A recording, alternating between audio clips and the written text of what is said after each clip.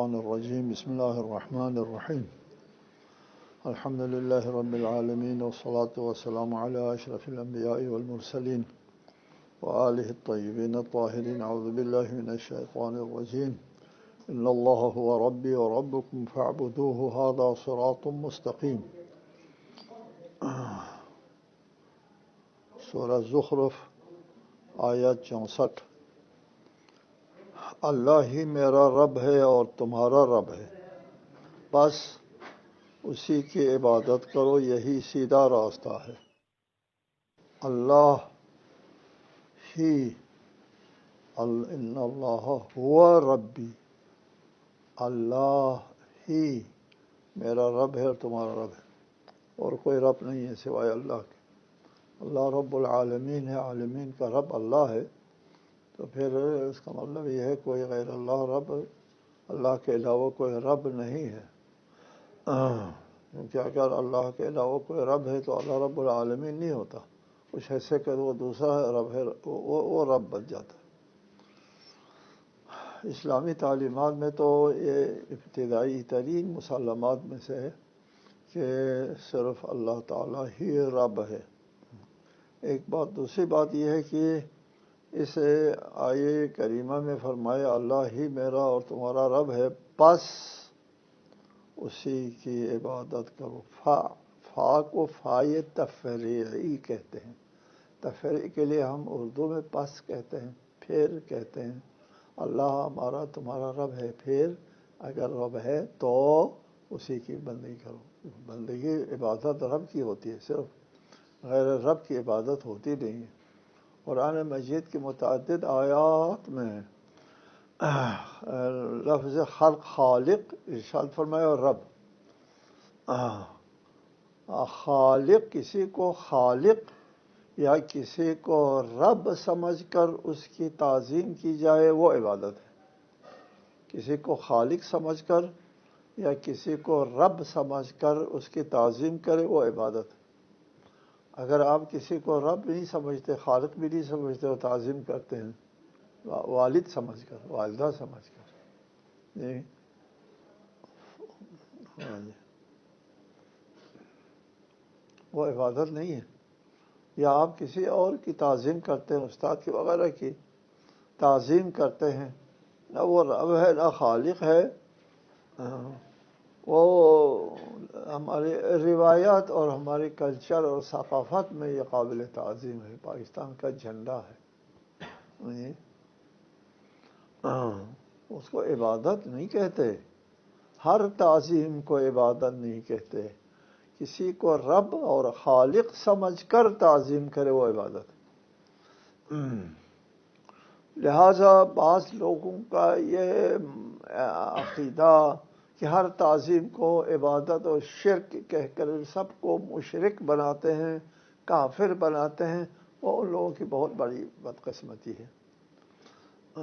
ہم نے بعض اجتماعات میں بھی یہ بیان کیا تھا کہ کوئی شخص کسی کو کافر کہتا ہے تو پھر یہ نہایت خطرناک مسئلہ ہے، بہت خطرناک.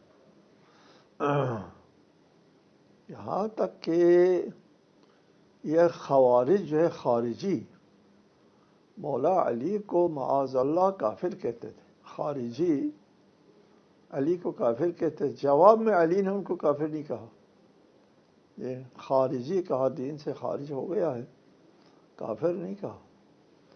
قتل بھی کیا اور فرمایا میرے بعد ان خوارج کو قتل نہ کرو، تم کو پتہ نہیں چلتا قتل کا سزاوار کون ہے، میرے بعد خوارج کو قتل نہ کرو.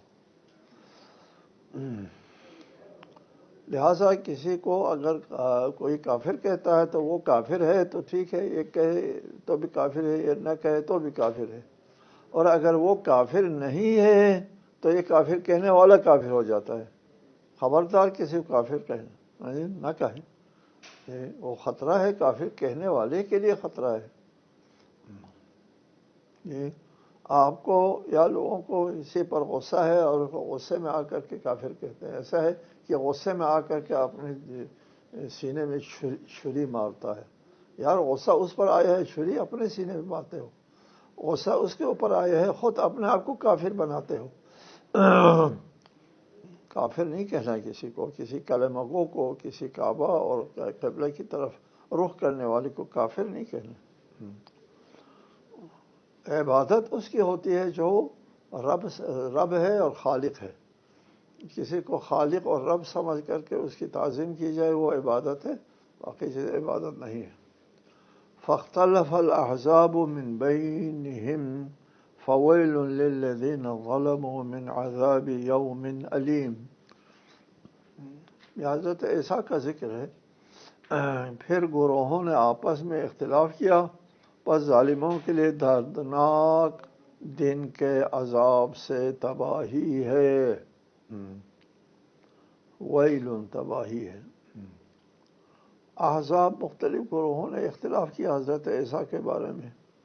کچھ لوگوں نے حضرت عیسیٰ کو خدا کہا، کچھ لوگوں نے خدا کا بیٹا کہا، کچھ لوگوں نے ان کو تین کا تیسرا کہا، کچھ لوگوں نے ان کو ناجائز اولاد کہا اور ان کو سولی چڑھا دیا اپنے زعم میں، اور حقیقت میں بل رفعہ اللہ، اللہ نے آسمان میں اٹھایا ہے۔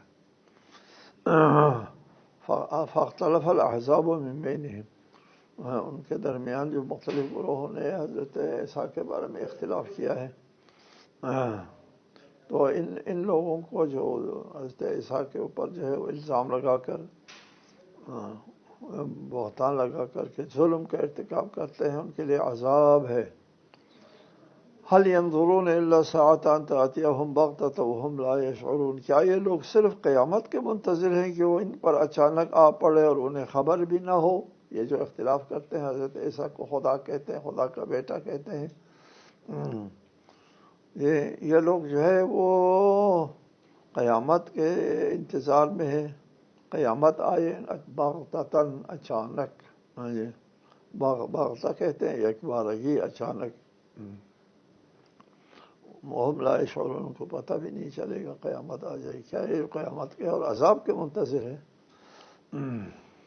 الاخلاء یومئذ بعضهم لبعض عدو الا المتقین، اس دن دوست بھی ایک دوسرے کے دشمن ہو جائیں گے سوائے پرہیزگاروں کے۔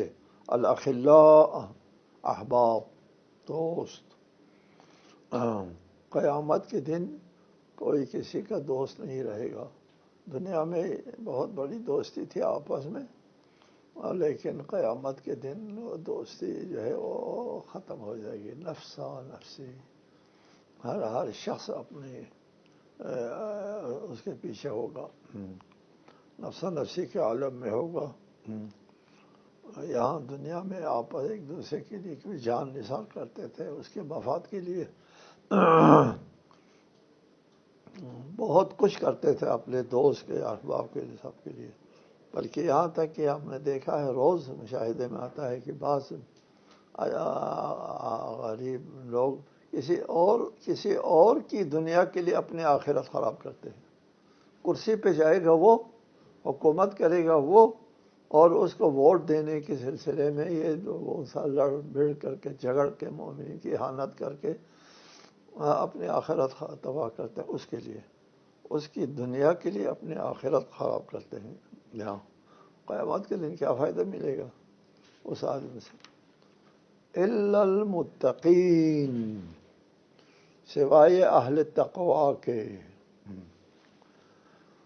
اہل تقوی کے علاوہ باقی لوگ قیامت کے دن ایک دوسرے کی حمایت کرتے رہے ہیں، تو قیامت کے دن کہیں گے ہم نے کس کی حمایت کی، کس کے ساتھ دوستی بنائی؟ یا لیتنی اتخذت مع الرسول سبیلا، کاش کہ میں رسول کے ساتھ راستہ بنا دیتا۔ یا ویلتی لیتنی لم اتخذ فلانا خلیلا، کاش کہ میں فلاں کو اپنا دوست نہ بنایا ہوتا۔ وَإِنَّ لَقَدْ أَضَلَّنِي عَنِ الذِّكْرِ، اس نے مجھے گمراہ کر دیا، اس دوست نے، اس رفیق نے، اس ساتھی نے مجھے گمراہ کر دیا۔ تو دوست ایک دوسرے کے دشمن ہوں گے قیامت کے دن۔ الا المتقین، سوائے اہل تقوی کے ایک دوسرے کے دشمن نہیں ہوں گے۔ یہ وہ تقوی والے وہاں اس پوزیشن میں ہوں گے کہ وہ کسی کی ہمدردی کریں، کسی کے کام آئے، کسی کے بارے میں سبحان اللہ۔ وہ کہتے ہیں اہل المعروف فی الدنیا اہل المعروف فی الآخرہ، جو دوسروں پر نیکی کرتے ہیں دنیا میں، غریب پروری کرتے ہیں، مدد کرتے ہیں، تو قیامت کے دن اسی طبیعت اور مزاج کے ساتھ اٹھایا جائے گا۔ دنیا میں کیا مزاج طبیعت تھی اس کی؟ غریب پروری، وہ اس کو بیچارہ سمجھتا ہے، اس کے اوپر رحم آتا ہے، اس کے اوپر مہربان ہوتا ہے دنیا میں۔ ایناً وہی بات قیامت کے دن، اس بیچارے کے پاس اعمال کم ہے، اس کا گناہ زیادہ ہے، یہ بیچارہ بہت پریشان ہے، دوڑ کے جائے گا، اس کی فریاد رسی کرے گا۔ اہل المعروف فی الدنیا اہل المعروف فی الآخرہ، جی اس کو ذہن میں رکھو۔ غریب پروری جو ہے نا، لوگوں کی فریاد کو پہنچنا معمولی بات نہیں ہے۔ خدا ارحم الراحمین ہے، بہت مہربان ہے اللہ تعالیٰ کی ذات، اپنے بندوں کی خدمت کرنے کو بہت پسند کرتا ہے اور اس کو بہت درجہ دیتا ہے۔ الا المتقین، تقوی والے ایک دوسرے کی فریاد کو پہنچیں گے، تقوی والے دنیا میں بھی آپس میں دوست ہوں گے، آخرت میں بھی آپس میں دوست ہوں گے۔ سبحان اللہ۔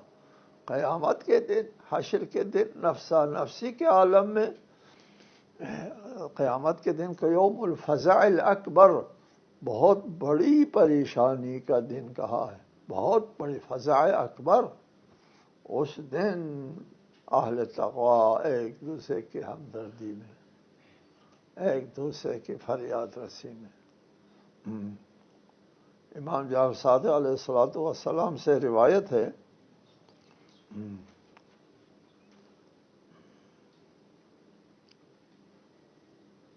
فرمایا واللہ ما اراد بها غیرکم الا المتقین، سے مراد تم لوگ، یعنی اہل بیت، میں اہل بیت کے ماننے والے تم لوگ ہو۔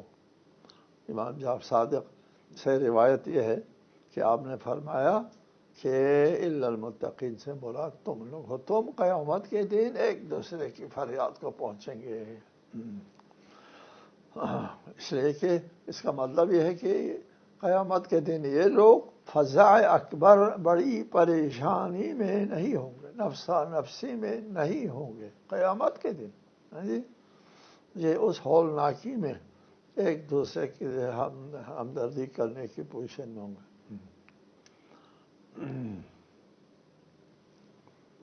اور مزید اہل تقوی کے لیے یوم الفزع الاکبر کے دن ان کے لیے آواز آئے گی، یا عباد لا خوف علیکم اليوم ولا انتم تحزنون۔ پرہیزگاروں سے کہا جائے گا، اے میرے بندو، آج تمہارے لیے کوئی خوف نہیں ہے، نہیں تم غمگین ہوں گے۔ آواز آئی، سبحان اللہ، یہ بڑی سعادت ہے۔ نہیں، امام کے فرمان کے مطابق واللہ ما اراد بہذا غیرکم، قسم کھا کے فرمایا مراد تم لوگ ہو، تم ائمہ اہل بیت کے ماننے والے ہو، قیامت کے دن ایک دوسرے کی فریاد کو پہنچیں گے اور ان کے لیے یہ آواز آئے گی، نہ خوف ہے نہ کوئی غم ہے۔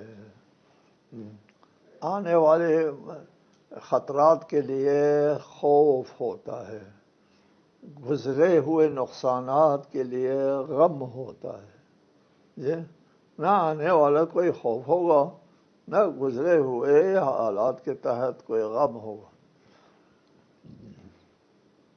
قیامت کے دن آنے والا جو ہے، یہ جنت جانا ہے یا جہنم جانا ہوتا ہے، یہ آئندہ جنت و نار ہے، آئندہ گزشتہ کیا ہے، دنیاوی زندگی ہے، آنے والے واقعات کے حوالے سے جنت جانا ہے، کوئی خوف نہیں ہے، اور دنیاوی زندگی کے بارے میں کوئی فکر غمگین نہیں ہے، اس لیے کہ شکر کریں گے، اچھا ہوا، اچھا وقت گزارا تھا ہم نے، اچھا مسلک اختیار کیا تھا ہم نے، جی میں اہل بیت کو ہم مانتے تھے دنیا میں، اور ان کی پیروی کرتے تھے، ان کی تعلیمات پر عمل پیرا تھے۔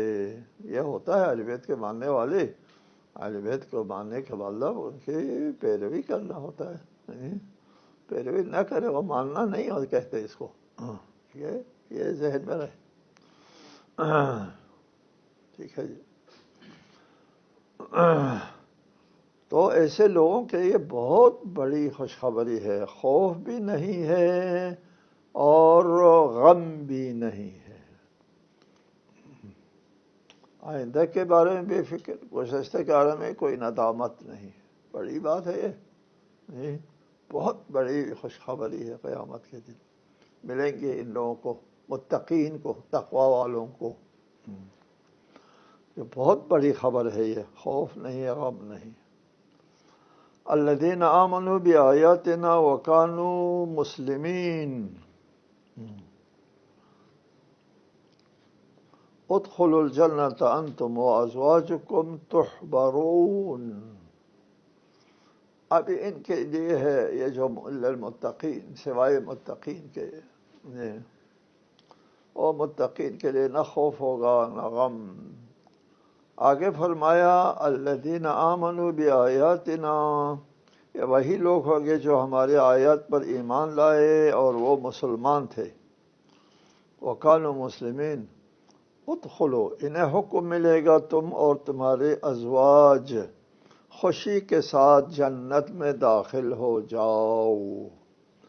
تحبرون، حبرا، الحبر خوشی کو کہتے ہیں، تحبرون خوشی کے ساتھ، ظاہر ہے جنت جانے کی جب خبر ملے گی تو اس سے زیادہ خوشی کیا ہوگی، ایک دن دو دن کی بات نہیں ہے، کچھ عرصے کی بات نہیں ہے، ہمیشہ کی بات ہے، ابدی زندگی کی بات ہے، ختم نہ ہونے والی زندگی کی خبر ہے۔ اللہ اکبر، جی ادخلوا الجنت، داخل ہو جاؤ جنت میں تم اور تمہارے ازواج۔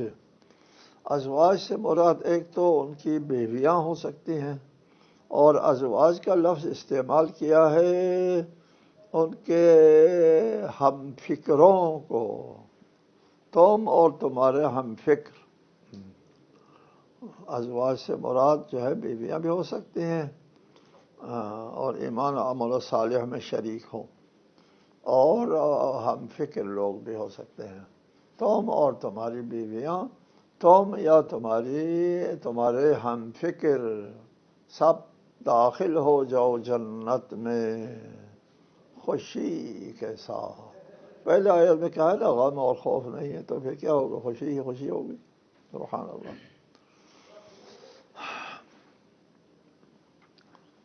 یطاف علیہم، اب جنت پہنچ گئے، اچھا جی، جنت پہنچنے کے بعد وہاں کی زندگی کیا ہوگی، جنت میں کیسے وقت گزرے گا۔ یطاف علیہم بصحاف من ذہب واکواب وفیہا ما تشتہیہ الانفس وتلذ الاعین وانتم فیہا خالدون۔ ان کے سامنے سونے کے تھال، برتن، پلیٹ، صحاف پلیٹ،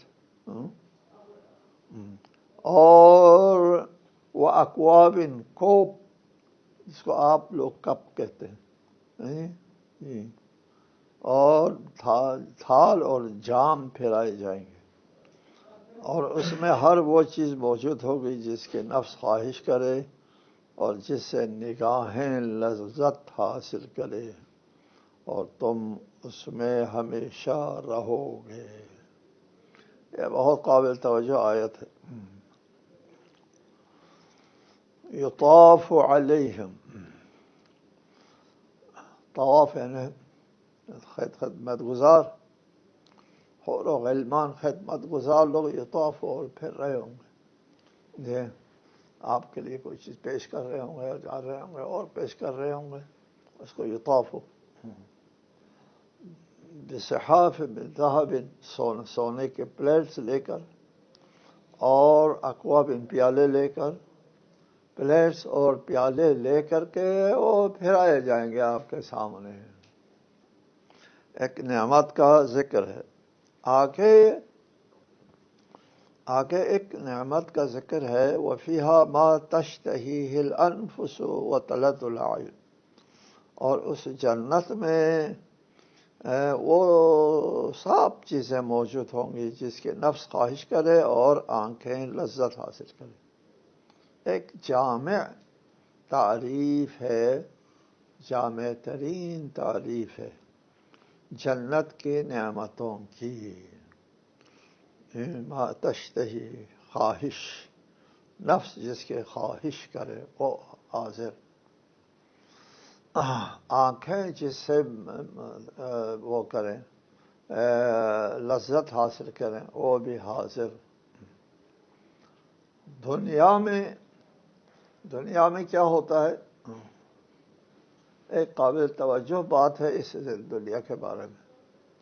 دنیا میں آپ کے پاس گھر نہیں ہے، گھر ہو گیا خوش ہو گئے، جی الحمدللہ گھر ہو گیا۔ آپ کے پاس روزگار نہیں تھا، روزگار ہو گیا، خوش ہو گئے۔ آپ کو پیسوں کی ضرورت نہیں تھی کہ 8-10 لاکھ روپے مل گئے، بہت خوش ہو گئے، سوتے آرام سے سو جاتے، یہ میرا مسائل حل ہو گئے۔ ضرورت تھی، پیسے نہیں تھے، بڑا پیسہ آ گیا، ضرورت کا پیسہ آ گیا۔ بچوں کی تعلیم کے لیے آپ کے پاس پیسے وسائل نہیں تھے، وہ بھی آ گئے، خوش ہوتے ہیں نا، حساب ہو گیا، اتنے پیسے آ گئے تو آپ کی ساری ضرورت پوری ہو گئی۔ پھر اس پر مزید پیسے آ گئے، مزید پیسے آ گئے، اور پیسے آ گئے، اور پیسے آ گئے، آپ دولت مند ہو گئے، پیسے زیادہ ہو گئے، دولت زیادہ آ گئی، نیند اڑ گئی، سکون چھن گیا، آرام ختم ہو گیا ہے۔ کیوں؟ پیسے زیادہ آنے سے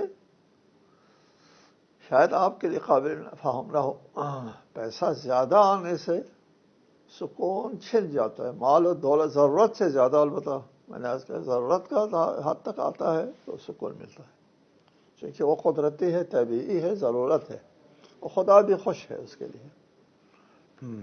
اس حد تک کمانے کو بھی عبادت قرار دیا ہے، کمائی کرو، ضرورت کے حد تک کرو۔ ضرورت سے زیادہ پیسہ آتا ہے تو سکون چھن جاتا ہے۔ یہ کیا ہے؟ ضرورت سے زیادہ پیسہ آتا ہے، کیوں سکون چھن جاتا ہے؟ اور زیادہ خوش ہونا چاہیے، اور کیف کرنا چاہیے، مزے لوٹنا چاہیے، نہیں ہوتا ایسا، جی نیندیں اڑ جاتی ہیں، سکون خراب ہوتا ہے۔ ایک میرے دوست نے کہا یہ پلازہ اگر آپ کے ذاتی ہو تو کیا ہوگا؟ میں کہا استغفر، خدا نہ کرے، اگر یہ پلازہ میرا ذاتی ہو گیا، میرا سکون چھن گیا، ختم ہو، مجھے نیند نہیں آئی، جی اصلا نیند نہیں آئی، یا اگر میرا ذاتی ہو گیا، جی نہیں چاہیے۔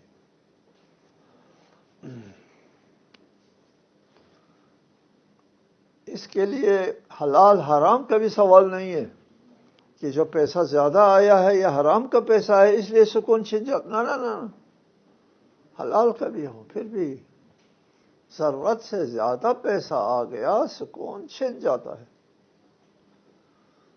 ایک مومن حاجی ابراہیم اہل خیر ابراہیم، انہوں نے ٹرسٹ قائم کیا، بہت خیرات کرنے والا بندہ، بہت خیرات کرنے والا بندہ، وہ کراچی میں ہوتے تھے، کہا کہ ایک وقت ہمارا تھا کہ ہم بمبئی میں ہوتے تھے، ایک کمرے میں 9 افراد ہوتے تھے، 9 افراد، اور ہمارا بہترین ناشتہ 9 افراد کے لیے بہترین ناشتہ 2 انڈے. یار 2 انڈے 9 افراد میں تقسیم ہوگا تو کتنا آئے گا؟ تھوڑا تھوڑا سا. یہ ہمارا بہترین ناشتہ تھا جو مہینے میں 1 بار یا 2 بار ہم کو ملا کرتا تھا. اس وقت ہم آرام سے سوتے تھے. آج میں کروڑوں کا مالک ہوں، میرے کارخانے چلتے ہیں، میں حساب کتاب بھی کرنے والا ہوں، حلال حرام بھی دیکھنے والا ہوں، خیرات بھی کرتا ہوں، مگر وہ سکون چھن گیا، آرام نہیں ملتا. آپ کیا حاجی صاحب، بات اسی طرح ہے. اور یہ دلیل ہے، اس بات کی دلیل ہے، دولت آنے سے سکون چھن جانا، آرام نہ ملنا، دلیل ہے کہ ہم یہاں کے لیے نہیں ہے. سمجھو اس بات کو، اس نقطے کو سمجھو. اگر ہم یہاں کے لیے ہوتے تو جتنا یہاں کی چیزیں ملتی اتنا ہی سکون میں اضافہ ہونا چاہیے. ہم یہاں کے لیے نہیں ہیں. مچھلی پانی میں رہنے کے لیے خلق ہوئی ہے، اس کو پانی میں سکون ملتا ہے. پانی کے باہر پھینکو اضطراب میں آ جاتی ہے، کیوں پانی میں. اگر ہم دنیا کے لیے خلق ہوئے ہوتے تو جتنا دنیا مل جاتی ہے ہم کو سکون مل جاتا نہیں ہے. ٹھیک ہے جی. یہاں کے لیے ہم خلق نہیں ہوئے، ہم خلق ہوئے ہیں اس جگہ کے لیے جس کے بارے میں فرمایا فیہا ما تشتہیہ الانفس وتلذ الاعین، کہ وہاں آپ کو سکون ملے گا، آپ کو مزہ آئے گا جنت میں. ایک جامع ترین تعریف ہے، اور اس کے اوپر تھوڑی سی بحث باقی ہے، وہ انشاءاللہ تعالی ہم آئندہ آپ کے لیے بیان کریں گے. السلام علیکم ورحمۃ اللہ وبرکاتہ.